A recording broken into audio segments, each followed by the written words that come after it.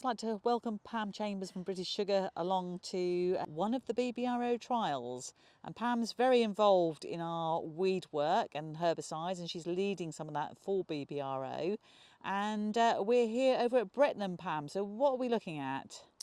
Well, it's a real lightland soil chase, and it's really interesting because within this trial we have got some treatments with Lenacil in, and I know that's been a topic that BBRO has been talking about with agronomists and growers recently. Lenacil is quite an old product, really. It's been around for quite a while, hasn't it, Pam? So why are we seeing issues this year?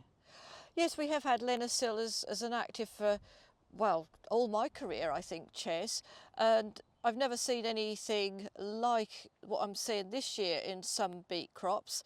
I think it's linked to the extreme weather conditions we've had, that very heavy rainfall in such a short period of time, and some of the beet has been a little bit stressed as well from perhaps other underlying conditions, whether it's pest or cultivations, how it's become established, etc. So any little stress linked with this really heavy rainfall quite close after a herbicide program is causing a few causes of concern in some fields. And has there been any difference with whether it's a cruiser treated field or non-cruiser? That's a good question. I don't think there has, Chess, but I know historically we could use Lenacil as a pre-emergence active. Now it's only post-emergence. When we were using it in the pre-emergence situation, there was some work picked up by BBRO at Broom's Barn and one of the manufacturers as well, where there was an issue with establishment. But that is not, I don't think, what we're seeing this year. It's mainly, well, it is due to the post-emergence applications of Lenacil, as obviously that's the only time we can put it on, and that heavy rainfall afterwards. And in most cases that you've seen, is it a case the crop has been knocked back and will recover? We can have a look here at this trial. This is the Lenacil plot. What actually is the treatment? Yeah, there's Lenacil plus ethofumazate plus metametron and oil at a half a litre. It's now been applied twice as a post-emergence treatment to the plot that we're standing in. And any idea of the timings of those? Yes, we was actually, the crop was drilled on the 25th of April, so a late drilled crop, but that's typical for the area this year. The T1 went on the 10th of May and the T2 on the 18th, and we're actually due to put another final post-emergence herbicide on this week, which will be round about the 7th or 8th of June as we're standing here now. I mean, as far as weed control goes, it's done a pretty good job, but yeah, the beet don't look happy, do they? No, the beet don't look happy, Ches, but they have improved dramatically since I last looked about 5 or 6 days ago. And that is actually not a bad piece of advice, that leave the crop for a few days before you go back and look at it again.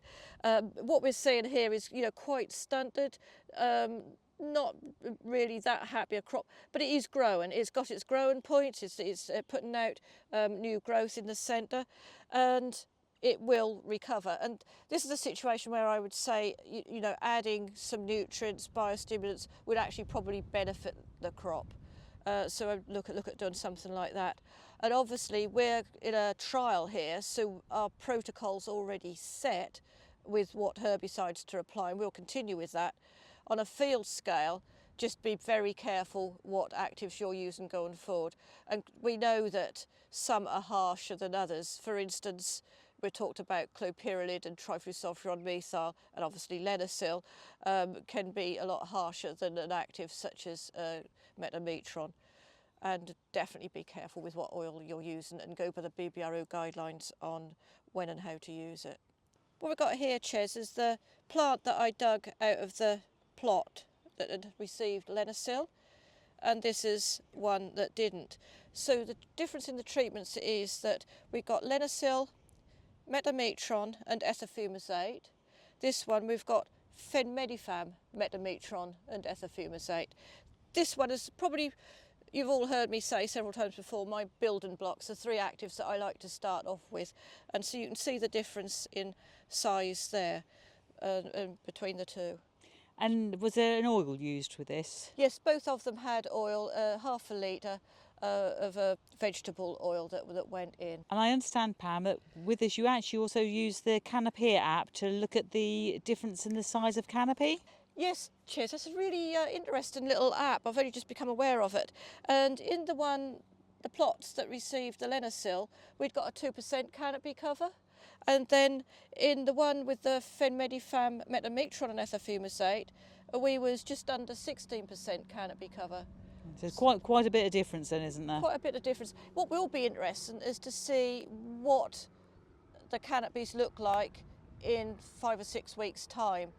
And I think that we may even perhaps take these to yield, because we don't normally with herbicide trials, because we don't see such a huge difference between the treatments. It's usually the cost and the efficacy on the weeds, but we might just look at it here. And it is good to see that on both plots there has been good weed control.